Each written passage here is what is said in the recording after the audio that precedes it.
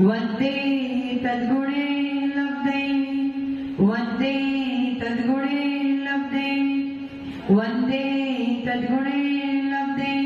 जेवलाबाच परमेश्वर भगवान की, देवादी देवादिनाथ भगवान की, अंतिम शासनपति महावीर स्वामी भगवान की, परम पूज्य जगदेव श्री आदि सागर महावीर देवी विमल सागर सन्मति सागर जी महाराज की, परम पूज्य वत्स सम्राट गुरुदेव श्री सुंदर सागर जी महाराज की, द्वादशाम जिनवाणी माता की।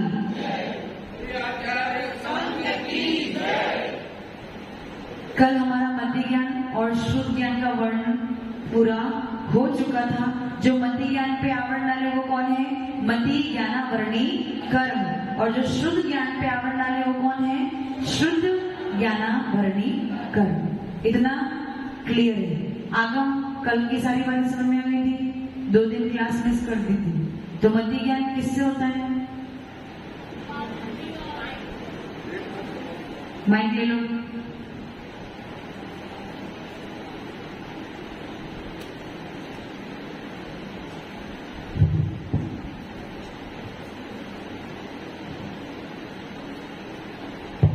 नमोस्तु गुरुदेव, वंदनामि माता जी। 5 इंद्रियों और 6 मन से क्या होता है? मति ज्ञान। मति ज्ञान। और शुद्ध ज्ञान कैसे होता है? मति ज्ञान का जो अर्थ निकलता है उससे जो अन्य अर्थ निकलता है वो शुद्ध ज्ञान कहलाता है। समझ में आ गया? एग्जाम्पल, आज तूने पूरे दिन भर में सोचने की कोशिश करी कि मेरे साथ मति ज्ञान कब हो रहा है, शुद्ध ज्ञान कब हो रहा है? जैसे टीचर्स पढ़ाते हैं तो वो सुनते हैं, वो मति ज्ञान और जो समझ आता है वो शब्द सुन के जो समझ में है वो क्या हो गया? शुद्ध ज्ञान। समझ में आया? आप लोग ने कोशिश करी? पहले उसमें ताली बजाओ, बैठ जाओ। आप सबने ये कोशिश करी? देखो, मैं जो आपको पढ़ा रही हूँ वो बिल्कुल प्रैक्टिकल आपके जीवन में जो घटित होता है उसी प्रकार से हम आपको पढ़ा रहे हैं। तो उसे आप अपने जीवन में लागू करने की कोशिश करना कि आपके जीवन में भी ये बात हो रही है कि नहीं हो रही। यदि आपको लगे कि नहीं हो रही है और डाउटफुल है तो आपके कल प्रश्न पूछना, लेकिन आपको लगे कि हाँ ये बात ऐसी ही हो रही है। आज तक पता था कि ऐसा होता है? शब्द पहले सुने, फिर उसको समझा, तो जब तक सुना वो मति ज्ञान हो गया, उसके बाद जो समझ लिया वो शुद्ध ज्ञान। आपके साथ रोज ये बातें हो रही है। दिनेश जी, होती है कि नहीं होती है? रोज होती है, लेकिन आज तक उस बात का ज्ञान अब समझ में है कि हम इस प्रकार से ज्ञान को प्राप्त करते हैं। राजू जी, समझ में आ रहा है ना? तो अब आपको क्या करना है? जितनी उत्तर प्रकृति समझते जो वो उत्तर प्रकृति किस गुण पे आवरण डाल रही है, उन गुणों का भी वर्णन मैं करूंगी। तो उस गुणों को समझ के आपको अपने जीवन में ये घटित करना है कि आपके जीवन में वो गुण किस प्रकार से काम कर रहे हैं और उस गुण पे जो आपके पास कर्म बैठे हैं वो किस प्रकार से उसे ढक रहे हैं। यदि प्रैक्टिकल सोचने की कोशिश करोगे ना तो ही समझ में आएगा। शब्दों को मत पकड़ो, शब्द आपको याद होने वाले हैं। शब्द आज आपको समझ नहीं आए, कल आप भूल जाओगे, क्योंकि ये सब डिफिकल्ट शब्द हैं आपके लिए, बिल्कुल नए शब्द है, आज तक आपने सुने, लेकिन उसे प्रैक्टिकल अपने जीवन में जब उतारोगे ना राजू जी, प्रैक्टिकल मति ज्ञान शुद्ध ज्ञान, मति ज्ञान शुद्ध ज्ञान, पहले मति ज्ञान हुआ फिर शुद्ध ज्ञान। जब आप पूरे दिन भर इसके बारे में सोचोगे ना कि कब मति ज्ञान हो रहा है, कब शुद्ध ज्ञान हो रहा है, कब मति ज्ञान हो रहा है, कब शुद्ध, तो वो आपके लिए पूरे जीवन भर के लिए संस्कार बैठ जाएगा। और कभी भी यदि कोई व्यक्ति आपको पूछेगा भैया मति ज्ञान क्या है, शुद्ध ज्ञान, परिभाषा नहीं बता पाओ कोई बात नहीं, लेकिन प्रैक्टिकल बता दोगे कि देखो ये मति ज्ञान हो गया, ये शुद्ध ज्ञान हो गया। समझ में है? और हमें शब्द याद नहीं करना है, हमें क्या याद करना है? भाव याद करना है। शब्द भूल जाएंगे कोई बात नहीं, भाव हमारे साथ में जाएंगे। समझ में आएगा? हाँ।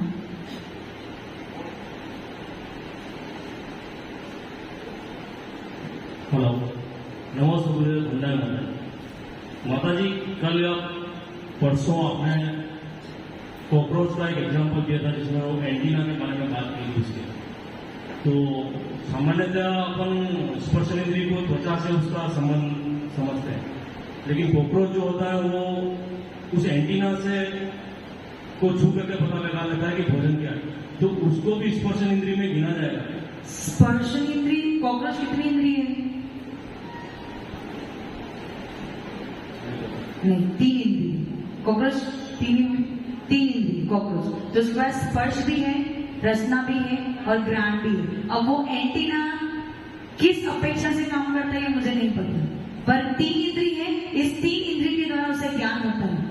अगर आप कह रहे हो कि उस एंटीना से वो वस्तु को छू के तो वो रसना इंद्रिय भी हो सकती है, घ्राण भी हो सकती है, स्पर्श भी। स्पर्श तो है ही, पूरे शरीर में स्पर्श तो है, पर उसकी घ्राण इंद्रिय और रसना इंद्रिय कहाँ पे है ये तो पूरा कॉकरोच, वो तो डॉक्टर साहब ही बता सकते हैं, इतना ज्ञान मेरे पास नहीं है, समझे?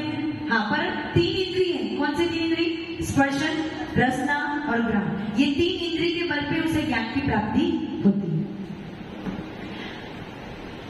कुछ एकाध लोग ऐसे हैं जो 11 दिन के बाद आज क्लास में आए हैं, हो सकता है उन्हें कुछ भी समझ में ना आए, तो वो अपने घर पे जाके अपने होम मिनिस्टर से पूछ ले कि माता जी ने पहले क्या पढ़ा, ठीक है? हाँ, कल 2 प्रश्न इनके शेष बचे थे अमित जी के। पहला प्रश्न था, क्या प्रश्न था? एक बार वापस पूछ लो। वो तो दूसरा, पहला प्रश्न नमस्ते मंडल माता जी। मेरा दूसरा प्रश्न ये था कि जो गुलाब का फूल होता है उस पे जो भंवरा बैठता है, भंवरा बैठने के बाद वो जो हम उस फूल को तोड़ दिया हमने, फूल तोड़ने के बाद हमें कौन सा ज्ञान का हमें दोष लगता है? वो फूल भंवरे को तो उसने दसमान कर लिया, उसको ज्ञान हो गया कि फिर वहां से वो फूल तो टूट गया, लेकिन वो आगे जाके वो फूल दूसरा फूल पे बैठेगा या वो फूल टूट गया तो उसको ज्ञान में कहीं हमका अपना दोष लगेगा क्या? आपको दोष नहीं लगेगा, आपने केवल फूल तोड़ा है, भंवरे को मारा नहीं है। और वो जो पेड़ होता है ना, जैसे ये पेड़ है वहां पे खड़ा है, उस पूरे पेड़ में एक ही जीव है। आपके शरीर में कितने जीव है? आपके शरीर का स्वामी एक ही जीव, उसी प्रकार से उस पेड़ का स्वामी भी एक ही जीव है। यदि उस पेड़ में से फल अथवा फूल को आप तोड़ते हो तो आप जीव को मारते नहीं हो। पेड़ का जीव मरेगा कब? जब उस पेड़ को बिल्कुल जमीन से उखाड़ दोगे, उस दिन वो जीव मर जाएगा। फल और फूल तोड़ने पर पेड़ का जीव का कोई भी घात नहीं होता है। और आप फूल तोड़ते तोड़ते अगर भंवरे का भी घात कर देते तो वहां आपको दोष लगेगा। बाकी आपने सामान्य तौर पे अगर फल या फूल को तोड़ा है तो उससे कोई घात नहीं होगा। और क्यों तोड़ा है? क्योंकि यदि आप नहीं तोड़ोगे तो वो अपने आप टूट जाएंगे, ये तो फाइनल है, वो अपने आप पकेगा और अपने आप नीचे गिर जाएगा, ठीक है? दूसरा प्रश्न आज से संबंधित है। जैसे आपने बताया कि कर्ण इंद्रिय के द्वारा जो शब्द जो सुने जाते हैं उसके बाद हमें शुद्ध ज्ञान की जो दूसरा दूसरा अर्थ निकलता है वो भाव व्यक्त करता है, भाव से शुद्ध ज्ञान प्राप्त होता है। जब कोई व्यक्ति बीमार है, बीमार होने के बाद उसको पता है कि मैं अब इतने दिन जिंदा रहने वाला हूँ, उसको भयंकर बीमारी है, तो अपन उसको नवकार मंत्र सुनाते हैं, तो नवकार मंत्र सुनने के बाद उसके भावों में प्रवृत्ति कैसी रहेगी? वहाँ उसका जैसे कोई व्यक्ति है बहुत बीमार है, हो गया आपका प्रश्न? तीसरा प्रश्न मुझे याद है, बैठ जाए। यदि कोई व्यक्ति बीमार है और हम क्या करते हैं उसके लिए? हम सोचते हैं कि उसके भाव परिवर्तित हो जाए, उसे पंच परमेश्वरी की याद आ जाए, तो हम क्या करते हैं? नमो का मंत्र सुनाते, नमो अरिहंताणम। आपने क्या बोला? नमो अरिहंताणम। इन शब्दों को उसने सुन लिया और समझ गए आप बोल रहे हो नमो अरिहंताणम, ये मति ज्ञान से हो गया। उसके बाद वो शुद्ध ज्ञान लगेगा पीछे क्या कि मैं अरिहंतों को नमस्कार करता हूँ। वो अरिहंत कैसे हैं? वो अरिहंत ऐसे हैं जिन्होंने 4 घातीय कर्म को नष्ट किया, अनंत चतुष्टय को प्राप्त किया, उन्होंने 4 कर्मों को नष्ट कर दिया है, अपने शत्रु को नष्ट कर दिया है, केवल ज्ञान की प्राप्ति, ये सब कुछ आपका शुद्ध ज्ञान हो गया। तो केवल 2 शब्द को सुन के आपको मति ज्ञान हुआ और उस 2 शब्द के पीछे इतना बड़ा गहरा शुद्ध ज्ञान होगा कि अरिहंत भगवान कैसे होते हैं और उनको हम नमस्कार कर रहे हैं। यदि वो व्यक्ति जो बीमार है उसके भाव अच्छे हैं और धर्म के प्रति यदि उसके भाव अच्छे हैं और उसे पता है कि पंच परमेश्वरी का स्वरूप कैसा है, तो नमोकार मंत्र सुन सुन के भी उसके अंतरंग में वही भाव चल रहा होगा कि अरिहंत को नमस्कार, सिद्धों को नमस्कार, आचार्य को नमस्कार, उपाध्याय को नमस्कार, सर्व साधु को नमस्कार। और यदि इसी भावों में रहते रहते उसका मरण हो जाता है तो निश्चित तौर पे उसको उत्तम गति की प्राप्ति होती है। लेकिन वो किस पे डिपेंड करेगा? हमारा तो काम तो केवल क्या है? बोलना। हम तो केवल बोल सकते, पर सुन के अपने भाव को लगाने का काम किसका है? उसका। यदि वो धर्म के प्रति आस्था रखता होगा तो नमोकार मंत्र सुनना उससे अच्छा लगेगा। लेकिन जिसके धर्म के प्रति आस्था नहीं है उसे नमोकार मंत्र भी सुनना अच्छा उसको अगर आप उससे सुनाओगे ना तो वो बोलेगा चुप रहो। ऐसे लोग भी होते हैं, समझ में? तीसरा प्रश्न था कि आपकी बहन का प्रश्न था कि हमारा धर्म इतना कठिन क्यों है? प्रश्न बहुत छोटा है पर उत्तर बहुत बड़ा है। धर्म से आप क्या समझते हो? धर्म क्या है? ये क्रियाकांड धर्म है क्या? डॉक्टर साहब, रोज अभिषेक करना, पूजा करना, भगवान के दर्शन करना, साधु की सेवा करना और स्वाध्याय करना, क्या ये धर्म है? धर्म ये नहीं है। वस्तु स्वभाव धम्मा, वस्तु का जो स्वभाव है वही उसका धर्म। आपका धर्म क्या है? सार्थक। जीव का धर्म क्या है? जीव का स्वभाव क्या है? जानना और देखना, इतना ही जीव का स्वभाव। स्वभाव कितना है? जानना और देखना। पर हम क्या करते हैं? स्वभाव को छोड़ दिया। हमने क्या कर दिया? स्वभाव को छोड़ दिया। देखते हो, जानते हो और जानने के बाद आगे बढ़ जाते हो। जान लिया ना, किसी ने मुझे गाली दी, किसी ने मुझे संतोषी, किसी ने आपको गाली दे दी, जान लिया ना। अब उस बात को आपको आगे नहीं बढ़ाना, छोड़ देना है। लेकिन आपने क्या किया? इसने मुझे गाली कैसे दी, मतलब आपने अपनी लिमिट को क्रॉस कर दिया। आपका स्वभाव कितना था? देखना, जानना। जानने के बाद आगे कुछ भी नहीं करना। लेकिन आपने क्या कर दिया? उस धर्म में क्या कर दिया? मिक्सचर कर दिया। क्या कर दिया? आज सुबह उदाहरण दे रहे थे ना, क्या कह रहे थे कि गर्म जल पीने से प्यास बुझेगी कि नहीं बुझेगी? बुझेगी। क्यों बुझेगी? कि जल का स्वभाव क्या है? शीतलता। अब वो शीतल जल में यदि आप अग्नि का विकार, जल का स्वभाव कैसा है? ठंडा। अग्नि का स्वभाव कैसा है? गर्म। आपने शीतल जल के साथ में जब अग्नि की मिलावट कर दी तो आपने उसके धर्म को क्या कर दिया? अभी दबा दिया, मारा नहीं है। उसके धर्म को नष्ट नहीं किया, सिर्फ क्या किया है? दबाया। और जैसे जैसे वो अग्नि अपना प्रभाव कम करेगी तो उसका धर्म वापस ऊपर आ जाएगा। यदि आप ठंडा जल पीते हो तो भी वो आपको शीतलता देगी और गर्म जल पीते हो तो भी आपको शीतलता देगी। उसका अर्थ क्या हुआ?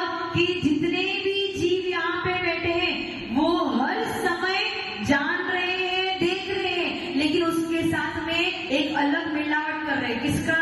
कषायों का, मिथ्यात्व का, अन्य विकार परिणामों का उसके साथ में मिलावट कर रहे।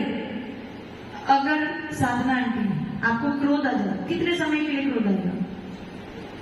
बहुत समय के लिए आएगा क्या? कुछ समय के लिए, मैक्सिमम अंतर्मुहूर्त के लिए क्रोध आता है। उसके बाद आपका कषाय बदल जाएगी। क्रोध भी ज्यादा समय तक नहीं कर सकते, मान भी ज्यादा समय तक नहीं कर सकते, माया भी ज्यादा समय तक आप नहीं कर सकते, लोभ भी ज्यादा समय तक आप नहीं कर सकते। लेकिन हमेशा क्या कर सकते हो? केवल ज्ञान और दर्शन। ये आपसे कभी छूटने वाला नहीं। तो ये आपका क्या हो गया? धर्म हो गया। ये आपका क्या हो गया? धर्म हो गया। और निर्धत भेष क्या है?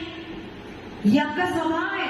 कपड़े पहनना आपका स्वभाव नहीं है, भोजन करना आपका स्वभाव नहीं है, घर बनाना आपका स्वभाव नहीं है, धन संपत्ति कमाना आपका स्वभाव नहीं है, परिवार को बसाना आपका स्वभाव नहीं है। परंतु आपको इन सब की इतनी आदत पड़ गई है कि अब ये आपसे छूट। और हमारा धर्म क्या कहता है? सत्य स्वरूप का कथन। उन्होंने आपको सत्य, अरे भगवान ने बता दिया तुम्हारा स्वभाव क्या है? जानना और देखना। धन कमाना तुम्हारा स्वभाव, परिवार बसाना तुम्हारा स्वभाव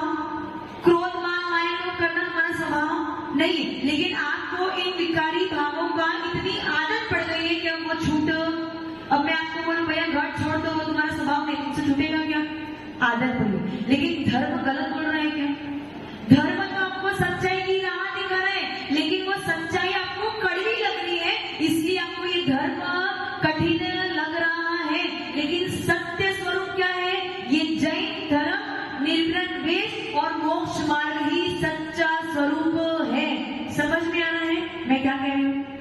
अन्य संप्रदाय में किसी को भी भगवान मानते हैं, जिनके पास स्त्री है वो भी भगवान, जिनके पास बच्चे हैं वो भी भगवान। अगर यदि उसने एक पूरे जीवन भर में किसी कोई अच्छा काम कर दिया तो वो आपके लिए भगवान बन गया। अरे तो ऐसे अच्छे काम तो आप लोग भी करते हो, नहीं करते हो? करते हो कि नहीं करते? कि जिनको आप थर्सडे को मानते हो ना, साईं बाबा, उन्होंने क्या किया था? जितने भी भिखारी थे उनकी सहायता की थी और उनको खाना। और यदि आप ये काम करने लगोगे तो आप साईं बाबा बन जाओगे क्या? भगवान बन जाओगे? अरे भगवान कब बनोगे? जब कर्मों को नष्ट करोगे तब भगवान। यही सच्चा स्वरूप है। लेकिन लोगों की मान्यताएं गलत हो गई है और इस मान्यताओं की वजह से उन्होंने अलग अलग मत निकाल दिए, अलग अलग संप्रदाय निकाल दिए और अलग अलग धर्म निकाल दिए। लेकिन धर्म तो एक ही, धर्म तो केवल यही है, जो जीव का धर्म है वही धर्म है, उसका कोई नाम नहीं है। लेकिन उस संप्रदाय को नाम दे दिया जैन धर्म। लेकिन जो जीव का स्वरूप है, ज्ञान और दर्शन, उसके अलावा और कोई भी आपका धर्म नहीं है। समझ में आ रहा है? समझ में? उनके धर्म में नहीं कहते कि घर छोड़ो, क्योंकि उनको पता ही नहीं कि घर छोड़ने से क्या होगा। उनके धर्म में नहीं कहते कि निर्व्रत रहो, क्योंकि उनको पता ही नहीं कि सच्चे स्वरूप क्या है जीव का। तो वो लोग इसलिए उनको कैसे लगता है?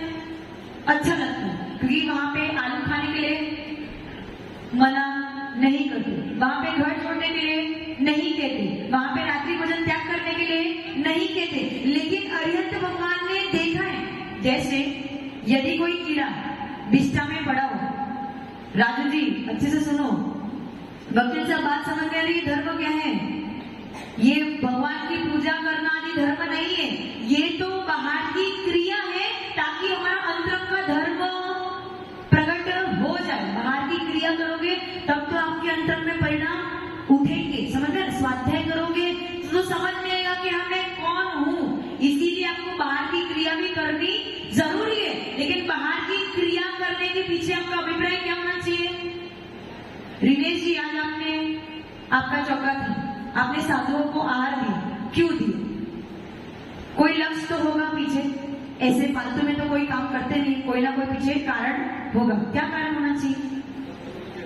है मेरा धर्म कह रहा है, ये बात ठीक है कि अरिहंत भगवान ने कहा है आहार दान देना चाहिए, लेकिन वो दान देना क्यों चाहिए?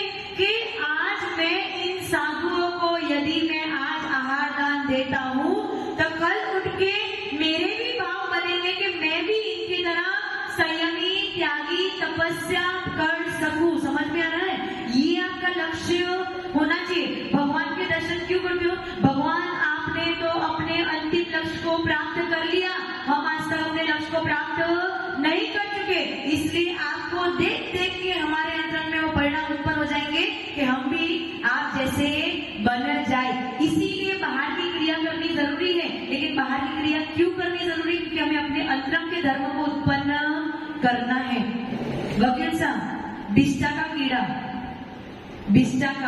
कीड़ा, कीड़े अच्छी जगह पे है क्या? वो आपको पता है कि वो स्थान अच्छा, लेकिन उस कीड़े को तो वही स्थान। उसी प्रकार से भगवान को पता है कि आप जिस स्थान पे बैठे हो वो अच्छा, इसलिए वो निरंतर आपको उपदेश दे रहे हैं। आचार्य परमेश्वरी, ये साधु परमेश्वरी आपको रोज उपदेश क्यों दे रहे हैं? संयम को ग्रहण करने के लिए, क्योंकि वो जानते हैं कि इसमें पाप है, ये आपके स्थान अच्छा नहीं है, लेकिन आप बिष्टा के कीड़े के समान उसी बिष्टा में रहना चाहते हो। बताओ, कड़वी है बात?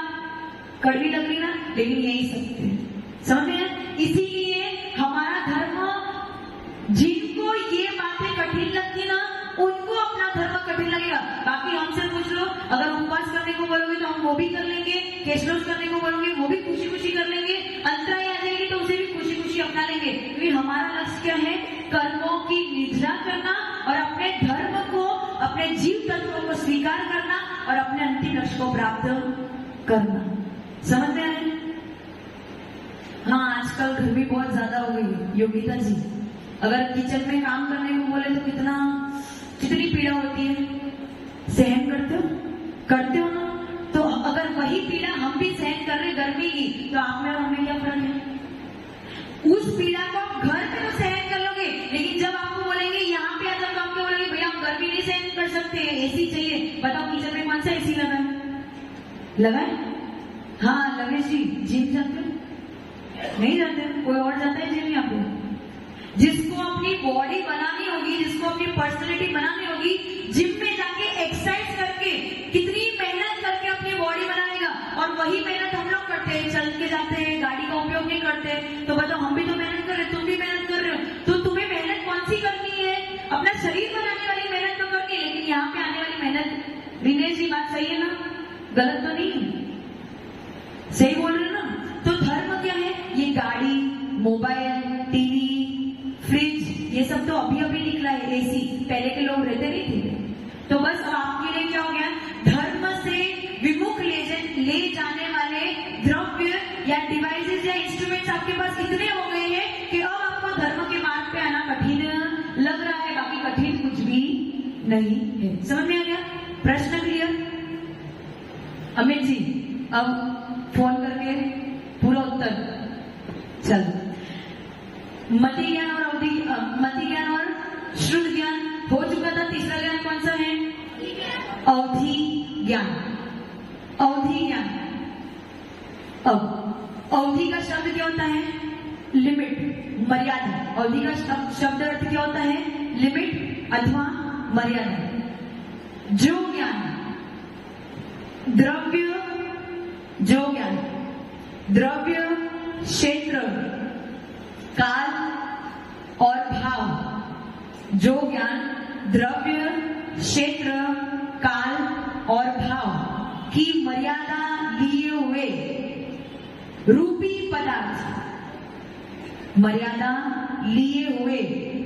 पदार्थ, रूपी यानी पुद्गल पदार्थ को जानता है, उसे अवधि ज्ञान कहते हैं। वापस रिपीट करूं, जो ज्ञान द्रव्य, क्षेत्र, काल और भाव की मर्यादा लिए हुए रूपी पदार्थ अर्थात पुद्गल को जानता है, उसे अवधि ज्ञान कहते हैं। उसे क्या कहते हैं? अवधि ज्ञान कहते हैं। समझ में आया? तीसरा ज्ञान क्या है? अवधि ज्ञान। यहाँ पे एक विशेषण है, रूपी पदार्थ। किसको जानेगा वो? रूपी पदार्थ। रूपी यानी पुद्गल यानी जिसमें स्पर्श, रस, गंध और वर्ण जानता है, उसको जिसमें स्पर्श, रस, गंध, वर्ण होता है, उसे रूपी अथवा पुद्गल पदार्थ कहते हैं। अब ये अवधि मति ज्ञान किससे हो रहा था?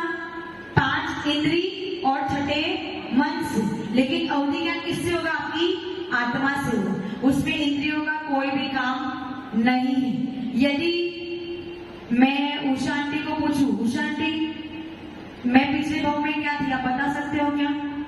क्योंकि आपका कौन सा ज्ञान है? मति ज्ञान और श्रुत ज्ञान। आपकी इंद्रियों में जो ज्ञान होगा, जो आप देख सकते हो, सुन सकते हो, स्पर्श कर सकते हो, स्वाद ले सकते हो, सुगंध ले सकते हो, बस आपको इतना ही ज्ञान हो रहा है। लेकिन जो आप देख नहीं सकते उसका आपको ज्ञान नहीं हो रहा, और कोई पुस्तक में मेरे बारे में लिखा नहीं है। लेकिन यदि मैं किसी अवधि ज्ञानी व्यक्ति से पूछ लूं, भैया मेरा पिछला भाव क्या था, तो वो बता देगा। कैसे बताएगा? देखा क्या उसने? देख के बताएगा। उसके सामने मूवी चल रही है क्या? नहीं चल रही। सुना क्या उसने? नहीं सुना। स्वाद लिया क्या? स्पर्श किया क्या? सुगंध ली क्या? नहीं। देखा भी नहीं है, सुना भी नहीं है, कुछ भी नहीं किया। केवल अपनी आत्मा में अवधि ज्ञान लगाएगा और उसे पता चल जाएगा कि पिछले भाव में वो क्या था। समझ में आ रहा है? संतोष जी, वकील साहब उस दिन पूछ रहे थे, क्या पूछ रहे थे?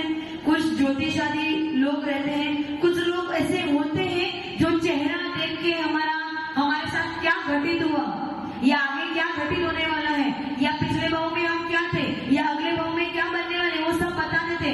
उसके पीछे कारण उनके पास अवधि ज्ञान नहीं है, क्योंकि हम पहले ही ये नियम बना चुके हैं। इस कारण में आपको अवधि ज्ञान मिलने वाला राजश्री, इस नहीं मिलेगा। तो वो व्यक्ति किसी के पास अथवा फ्यूचर के बारे में बिना अवधि ज्ञान से कैसे जानता है? उसने किसी ना किसी देव की सिद्धि कर ली है। तो देव गति के जीव और नारकी जीव, कौन से दो जीव? देव गति के जीव और नारकी जीव के पास नियम से अवधि ज्ञान होता ही होता है।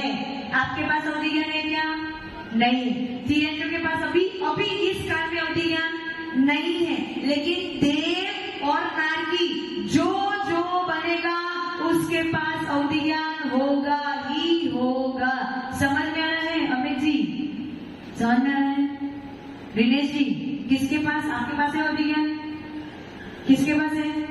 देव और नारकियों के पास नियम से अवधि ज्ञान होता है। तो ये जो लोग होते हैं वो क्या करते हैं? किसी ना किसी देव की सिद्धि करते हैं। जाप, ध्यान आदि से क्या करते हैं? किसी ना किसी देव की सिद्धि करते हैं। तो यदि आप उनके पास सभा में पहुंच गए, क्या करा आपने? सभा में पहुंच गए। अब आप उसको पूछोगे महाराज जी ये तकलीफ है, या कोई भी जो भी महात्मा है उनसे पूछे महात्मा मुझे ये तकलीफ है, मैं पिछला क्या था, मैं आगे क्या होगा, तो वो अपने देव से पूछेंगे और वो देव उनको उत्तर देंगे और सामने वो आपके उत्तर देंगे और आप क्या हुए? ओ भैया भगवान है, चमत्कार हो रहा है, चमत्कार हो रहा है। वो सारी बातें, अरे कुछ चमत्कार नहीं हो रहा है, वो देव के माध्यम से आपको बता रहा है कि आपका पास्ट क्या था और फ्यूचर क्या है। मोहर किस पे लगेगी? जिसके पास अवधि ज्ञान है उसकी मोहर लगेगी। मति ज्ञानी और शुद्ध ज्ञान की मोहर आपको नहीं चलेगी। वो सिर्फ अनुमान ज्ञान है। संतोष जी कुछ?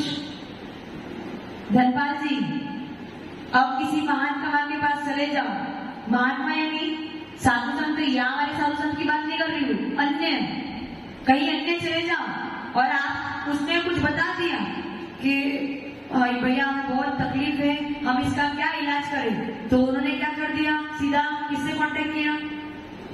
सिद्धि हो गई ना, देवों से उनका डायरेक्ट कनेक्शन है। देवों को पूछा, उन्होंने उत्तर दिया, उसने वो काम किया, उसका काम हो गया। भैया देवों के पास अवधि ज्ञान है।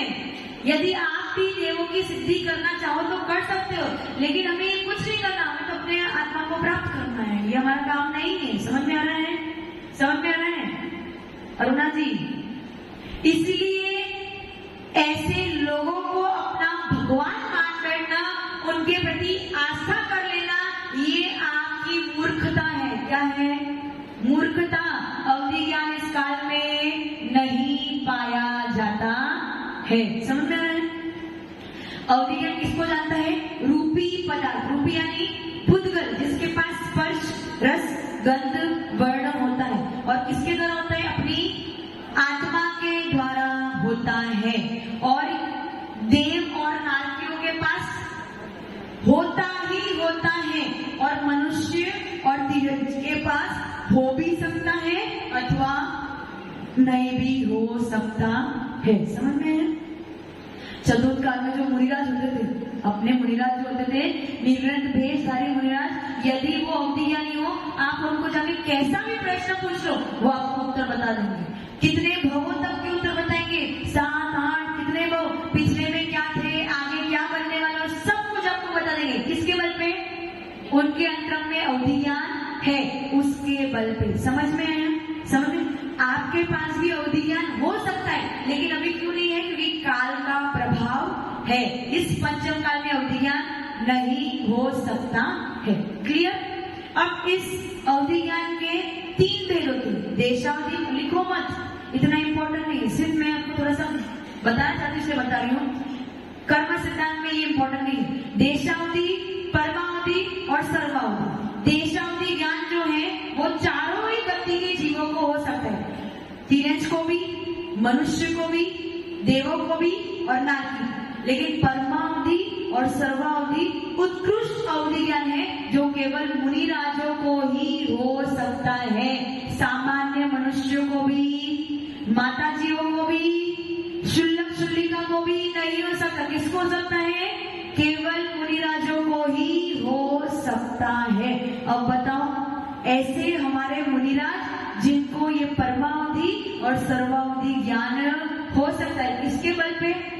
किसके बल पे? अमित जी, इस कठिन चर्या के बल पे, कठिन तप के बल पे और कठिन धर्म के बल पे उनको अवधि ज्ञान भी हो सकता है, मन परे ज्ञान भी हो सकता है और केवल ज्ञान भी हो सकता है। अवधि ज्ञान समझ में आ गया? मैंने इसका ज्यादा विश्लेषण नहीं किया क्योंकि करेंगे तो आप लोग बहुत कंफ्यूज हो जाओगे। इसलिए अभी कर्म की यदि बात करें तो जो इस अवधि ज्ञान पे आवरण डाले उसे क्या कहते हैं? अवधि ज्ञानावरणी कर्म। क्या कहते हैं? अवधि ज्ञानावरणी कर्म। इसका संधि विच्छेद करेंगे तो क्या बनेगा रिनेश जी? अवधि ज्ञानावरणी कर्म। अवधि ज्ञान प्लस आवरण, अवधि ज्ञानावरणी कर्म। तो अवधि ज्ञान प्लस आवरण। जिसने अवधि ज्ञान को ढक दिया है अथवा जिसने अवधि ज्ञान पे आवरण डाला है वो कर्म कौन सा है? अवधि ज्ञानावरणी कर्म। अब बताओ अवधि ज्ञान है आपके पास? अवधि ज्ञान है? क्यों नहीं है? नहीं, काल का प्रभाव नहीं। अभी मैंने जो बताया उसकी अपेक्षा बताओ। अवधि ज्ञानावरणी कर्म ने आपके अवधि ज्ञान को पूरी तरीके से ढक के रखा है, लेकिन अवधि ज्ञान आपके पास अंदर में है, लेकिन उस पे क्या हो गया है? ये टेबल को किसने ढका है? कपड़े ने। उसी प्रकार से आपके अवधि ज्ञान को किसने ढका है? अवधि ज्ञानावरणी कर्म ने ढक के रखा है। आपके पास मति ज्ञान है? मति ज्ञान है? क्यों? कर्म सिद्धांत से अपेक्षा उत्तर देना। मति ज्ञान क्यों है? नहीं, कर्म सिद्धांत की अपेक्षा मति ज्ञानावरणी कर्म ने कुछ भाग को ढका हुआ है और कुछ भाग को खुला छोड़ा हुआ है। इसलिए कुछ अंश में मति ज्ञान है और कुछ अंश में मति ज्ञान नहीं है। श्रुत ज्ञान है आपके पास? क्यों है? शुद्ध ज्ञानावरणी कर्म ने कुछ शुद्ध ज्ञान को ढक के रखा है और कुछ शुद्ध ज्ञान को खुला छोड़ दिया है। इसीलिए कुछ अंश में शुद्ध ज्ञान है और कुछ अंश में शुद्ध ज्ञान नहीं है। समझ में आया? समझ में आया ना? तो कर्म की अपेक्षा बात करेंगे तो आपको इस प्रकार से उत्तर देना। हाँ साधना जी।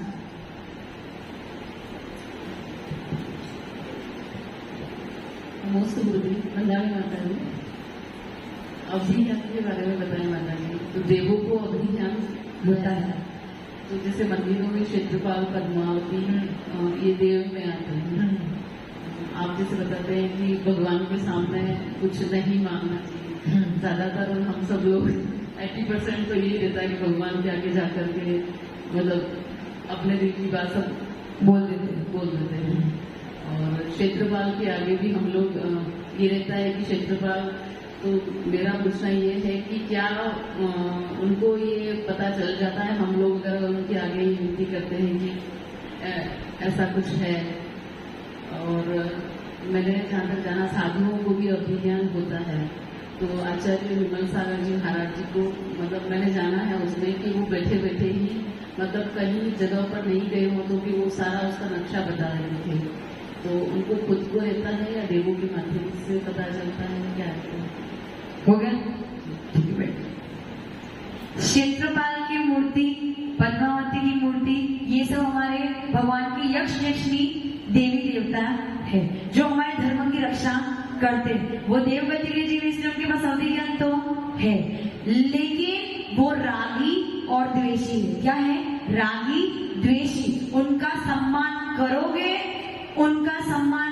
उनकी पूजा करोगे, उनको पूछोगे, उनको जय जिनेन्द्र करोगे तो वो आपके लिए काम करेंगे। लेकिन ऐसे ही चले गए बिना आस्था के, और केवल उनके प्रति नहीं भगवान के प्रति भी आस्था। यदि आप भगवान के प्रति आस्था रखो और फिर देवी देवता को ना भी पूछो लेकिन उनके प्रति सम्मान का भाव अपने मन में हो तो भी वो आपका काम करके देंगे। उनके पास अवधि ज्ञान होता है, वो बात जान सकते हैं, लेकिन वो आपके लिए काम कब करेंगे? जब आपके दिल में उतनी आस्था भी तो होनी चाहिए। बिना आस्था के कोई काम, बिना आस्था के कोई चमत्कार नहीं होता है। और रही बात विमल सागर महाराज जी की, मैंने उसे बताया था कि वो निमित्त ज्ञानी थे। निमित्तों को देख के वो अनुमान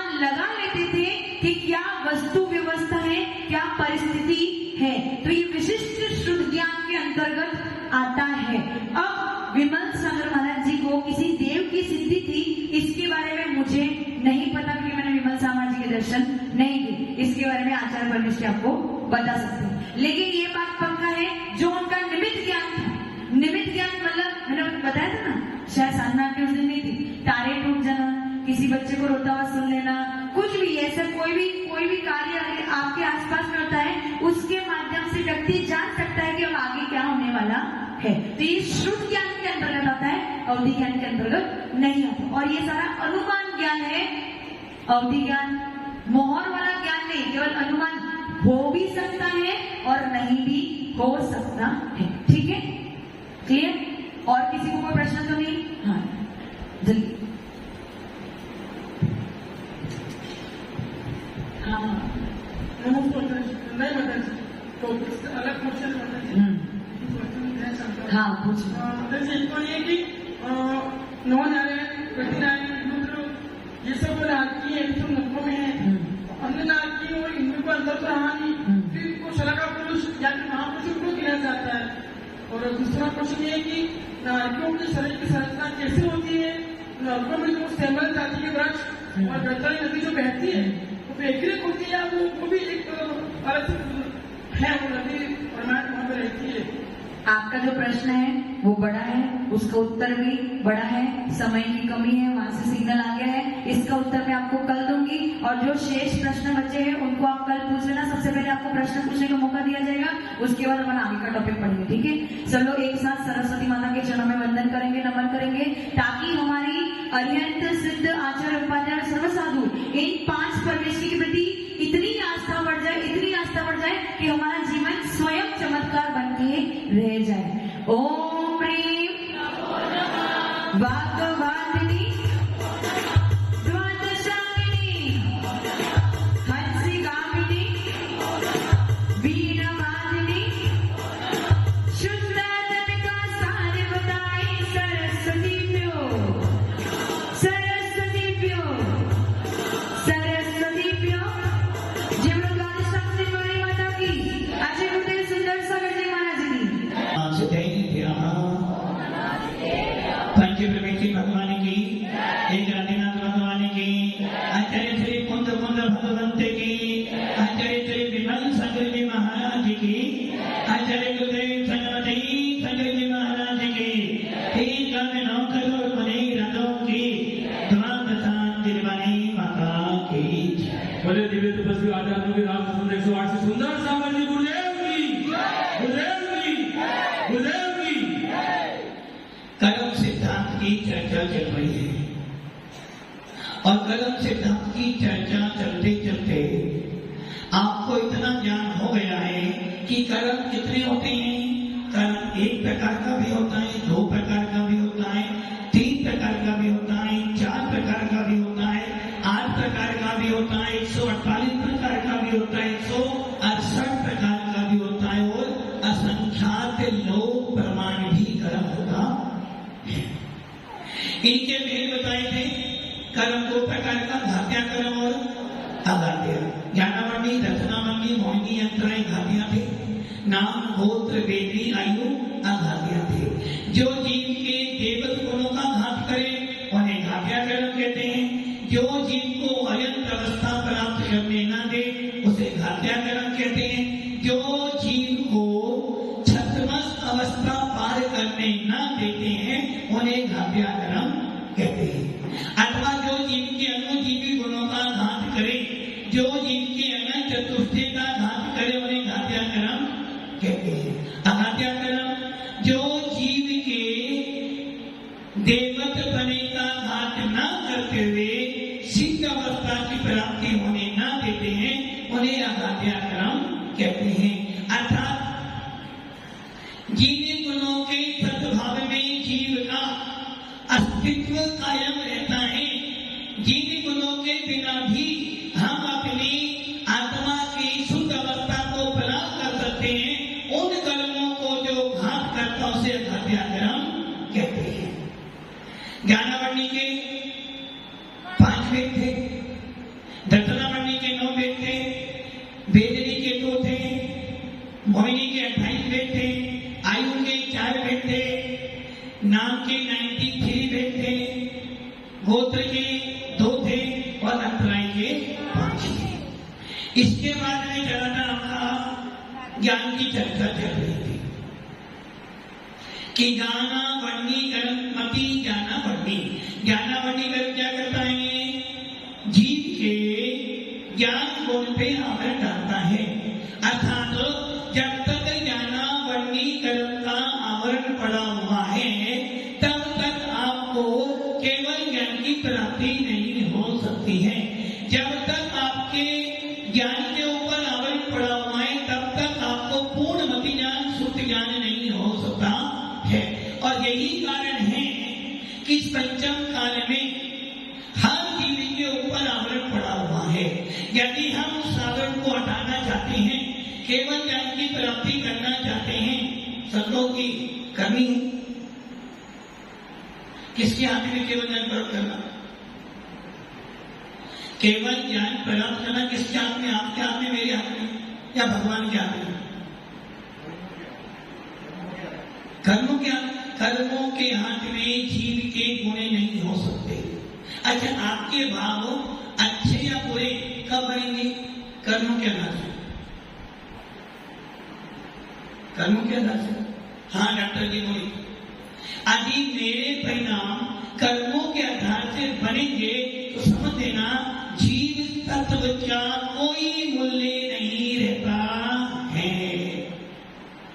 हाँ संतोषी, घर में किस चीज चलती है? घर में किस चीज चलती है?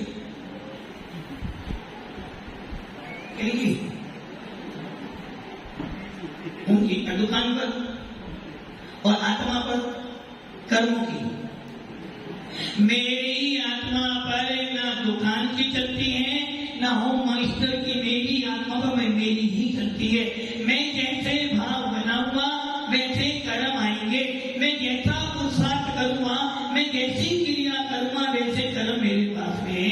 यदि हम ये मानकर बैठ जाएं कि कर्मों के अनुसार मेरे भाव बनेंगे तो ये जीव कभी भी मोक्ष को प्राप्त बाकी साहब सही है ना? यदि सारे केस जेल के हाथ में ही हो तो वकील का काम ही कुछ नहीं है। वकील वो होता है अच्छा जो हारते हुए केस को भी जीत जाए।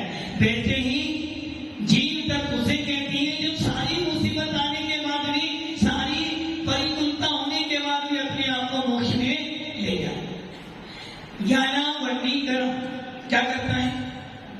ज्ञान पे आवरण करता है। हमारे पास केवल ज्ञान है। हम लोग कौन है? केवल ज्ञानी है। हम लोग कौन है? केवल ज्ञानी तो है, उसा जी है? देखो किसी के कहने से मत बोलो। अच्छा, आपने खाना खाया, किसने बोला? स्वयं खाया ना। आप घर में जाओगी, किसके कहने पर? देने की कहने पर नहीं जाओगी, अपने आप जाओगे ना। उसी प्रकार माता जी बोले, पिताजी बोले कि हाँ मैं आत्मा हूँ, मैं आत्मा हूँ, आत्मा हूँ। हाँ, किसने बोला था? महाराज जी ने बोला था। महाराज जी के बोलने से आप जीव नहीं हो। महाराज जी से बोलने से केवल ज्ञानी नहीं हो। इसका वेदन स्वयं होना चाहिए। अमित जी जीव हो, किसने बोला? आत्मा बोलती है। आत्मा बोलती, आत्मज्ञान हो गया। आत्मा महसूस करवाती है। आप जीव हो पक्का? भूतल तो नहीं हो, भूतल भी हो। दो में से एक हो सकती है। आपको क्या लगी?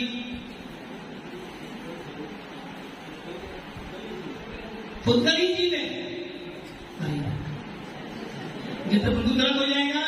अरे भाई, पुद्गल में ज्ञान दर्शन नहीं होता। पुद्गल के कहते जिसमें स्पर्श रस गंध पाया जाता उसे पुद्गल कहते हैं। और जीव किसे कहते हैं? जो जानने देखने वाला है वो कौन है? जीव। तो जीव अलग है, पुद्गल आप कौन? पुद्गल दोनों। मैं तो जीव तत्व ही हूं। मैं जीव तत्व ही हूं।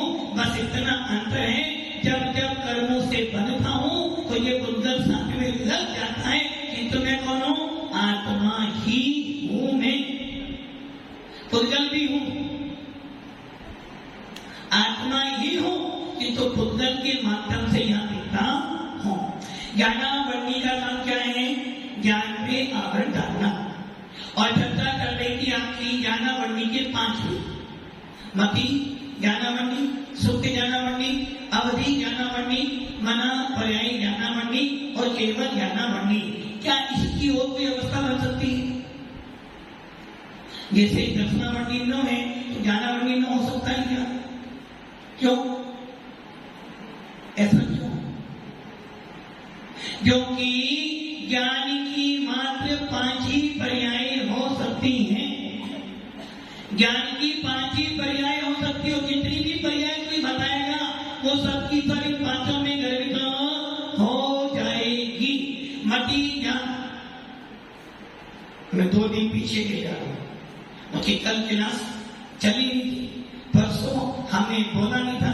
तो मति ज्ञान, मति ज्ञान का मतलब क्या? प्रत्येक जीवों को, जो भी जीव होंगे संसारी, भले वो 1 इंद्रिय हो या 5 इंद्रिय हो, 2 इंद्रिय हो, पेड़ पौधे हो, अग्नि हो, वायु हो, पवन, कोई भी, जिसमें आत्मा है, जिसमें आत्मा है, जिसमें ज्ञान दर्शन पाया जाता है, जो जीता था, जी रहा है और आगे जिएगा, उन सब जीवों में मति ज्ञान, शुद्ध ज्ञान को पाया जाएगा। ऐसा कोई भी जीव नहीं जिसमें मति ज्ञान, शुद्ध ज्ञान ना पाया जाए। यहाँ तक कि निगोदिया जीव में भी पाया जाता। जो आप एप्पल खाते हैं, एप्पल, उस एप्पल में क्या है? साधा जी, एप्पल में ज्ञान है, तो एप्पल की नहीं,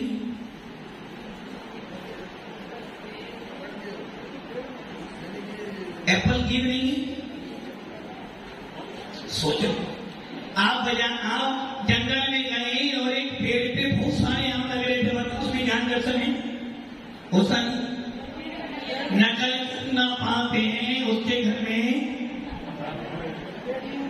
वो एक कहावत है ना, एक बेटा पेपर लिखने गया, एक स्टूडेंट पेपर लिख दिया, गाय हमारी माता है, हमको कुछ नहीं। टीचर भी समझ करता, हम जैसा नहीं हुआ था, जैसे लिख दिया, बैग हमारा बाप है, नंबर देना। एक पेड़ लगा हुआ, बहुत सारे आम हैं, उसमें ज्ञान दर्शन लगी थी किसका? अभी तो आप बोलते नहीं है, एप्पल में ज्ञान दर्शन है, आम में ज्ञान दर्शन है। एक पेड़ लगा हुआ है, उसमें बहुत सारे आम, उसमें ज्ञान दर्शन है क्या? उन्हें मति ज्ञान, शुद्ध ज्ञान है क्या? कैसे भाई? एप्पल में तो है नहीं और आम के पेड़ में हो, कैसे हो गया? क्योंकि उस पेड़ के अंदर आत्मा बसी हुई है। जब तक वो एप्पल, जब तक वो आम, जब तक वो लौकी उस पेड़ के साथ में या पेड़ के साथ में लगी है, तब तक उसके अंदर आत्मा है। और जब तक आत्मा है, जब तक उसके अंदर ज्ञान दर्शन, मति ज्ञान, शुद्ध ज्ञान पाया जाएगा। और आपने जैसे ही एप्पल तोड़ लिया, खा लिया, फ्रिज में रख दिया, अब उसमें ज्ञान दर्शन है। क्यों भाई? आया कहां से? पेड़ में तो ज्ञान दर्शन, मैं उसमें मति ज्ञान, शुद्ध ज्ञान नहीं है। क्यों नहीं? वो जीव से अलग हो गया। अब वो जीव से अलग हो जब पुद्गल बन गया, पुद्गल में ज्ञान दर्शन पाया नहीं जाता है। अब यहाँ पर जो सवाल आया था कि हमारे अमित जी का फूल वाला, एक पेड़ फूल से लगा हुआ है, आपने सारे फूल तोड़ लिए, बोलो क्या कर आपने हिंसा करी क्या? क्यों नहीं करी? हिंसा करी ना आपने को? आपका धर्म कौन सा? हिंसा कर्म। आपने सारे फूल तोड़े, भगवान को चढ़ा दिए, क्या करा आपने? हिंसा करी? वो हिंसा नहीं करी आपने, हिंसा तो करी ना। तो आपके सारे फूल तोड़ो से बात, आदि कोई आपके सारे शरीर को काट तो आपका मरण नहीं हो जाएगा? तो बोल तो सारे फूल तोड़ दिए। अरे भैया, फूल में जीव नहीं था, उस जड़ में जीव था।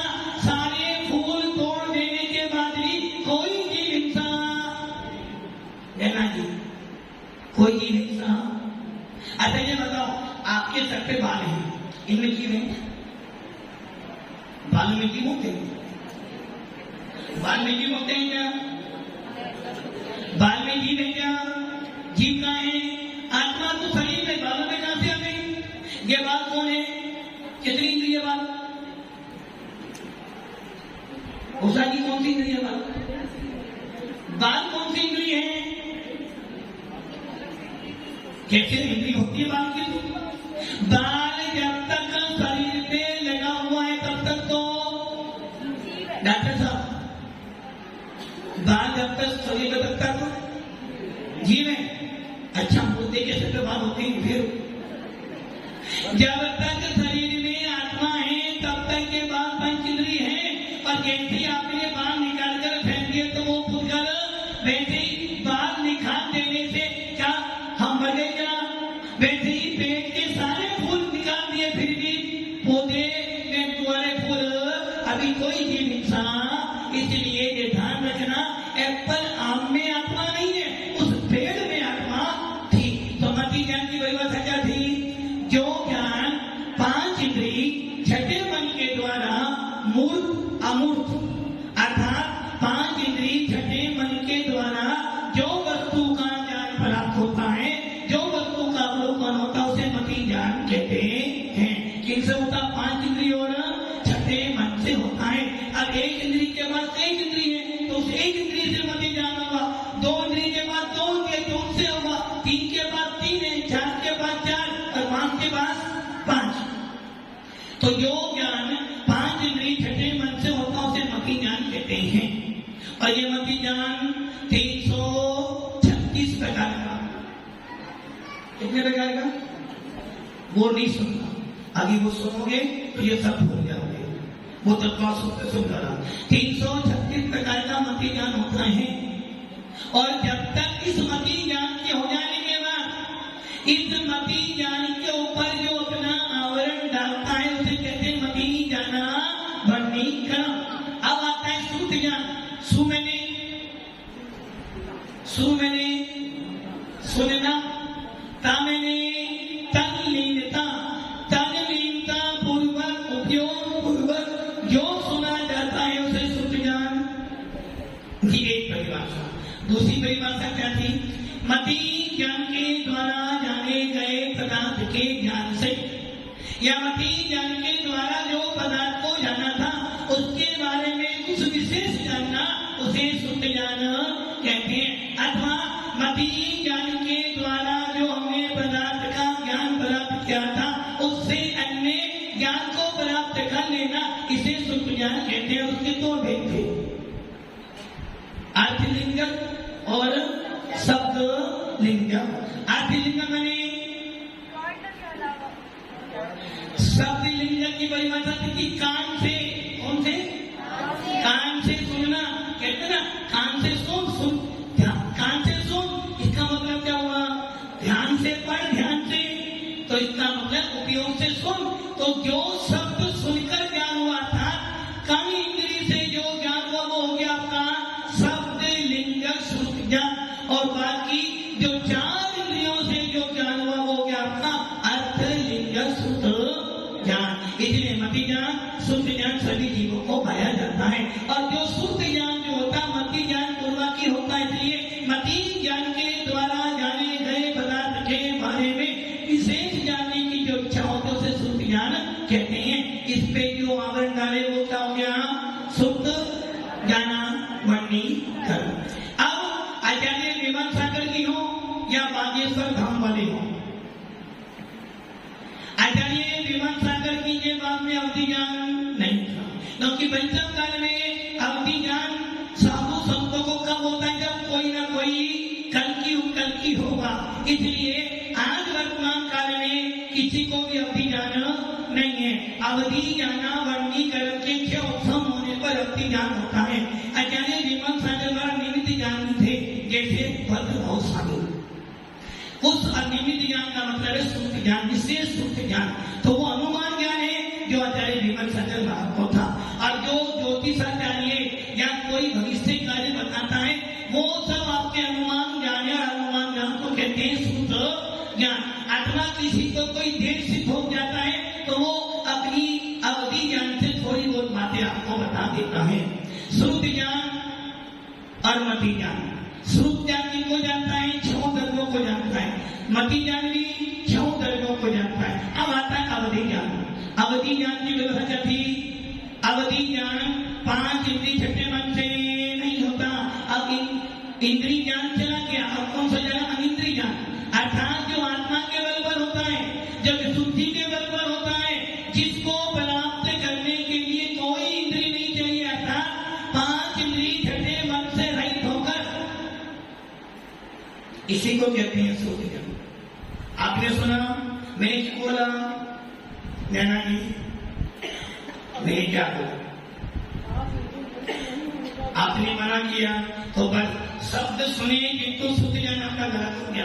5 इंद्रिय छठे मन से रहित जो आत्मा के द्वारा होता उसे कहते हैं अवधि ज्ञान। और इसका दूसरा नाम है सीमित ज्ञान, मर्यादित ज्ञान, जो मात्र सीमा द्रव्य क्षेत्र काल भाव की मर्यादा लिए जानता है उसे अवधि ज्ञान कहते हैं। जबकि मति ज्ञान श्रुति ज्ञान की कोई सीमा, और जबकि अवधि ज्ञान की सीमा है द्रव्य क्षेत्र काल भाव की मर्यादा लिए जो रूपी मात्र उद्गल को ही जानता उसे अवधि ज्ञान कहते हैं। और जो इस पे आवरण डाले हैं वो हो गया अवधि जाना वर्णीकरण। और 3 वेद बताए थे, देशावधि, कर्मावधि, सर्वावधि। और ये अवधि ज्ञान देव नाग के तो होता ही होता है। जो तीर्थंकर पंच कल्याण वाले होते हैं उनको अवधि ज्ञान लेकर आते हैं। देशावधि, परमावधि, सर्वावधि। परमावधि सर्वावधि मात्र मुनि राजों को ही होता है, चतुर्थ काल में ही होता है। पंचम काल में अवधि ज्ञान होता है किंतु कब? जब कल की उपकल की होते हैं। इस प्रकार आपका इतना ज्ञान यहाँ तक हो गया। हमें क्या करना? कौन सा ज्ञान बड़ा करना है?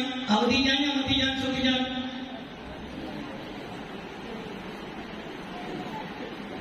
कौन सा ज्ञान? अवधि ज्ञान। कवन की अवधि ज्ञान? अभी अवधि ज्ञान बड़ा कर खून ही बनना पड़ेगा। और मति ज्ञान श्रुति ज्ञान करना है तो आप यही रहोगे। तो हमें ना अवधि ज्ञान प्रदान करना, हमें तो मात्र अपने ज्ञान गुण के स्वभाव को प्राप्त करना है जो मेरे पास में है। हे भगवान, इतनी सामर्थ्य मिले कि हमारा ज्ञानावरणीकरण का विनाश हो और हमको शुद्ध केवल ज्ञान की प्राप्ति हो जाए। ओम नमः शिवाय।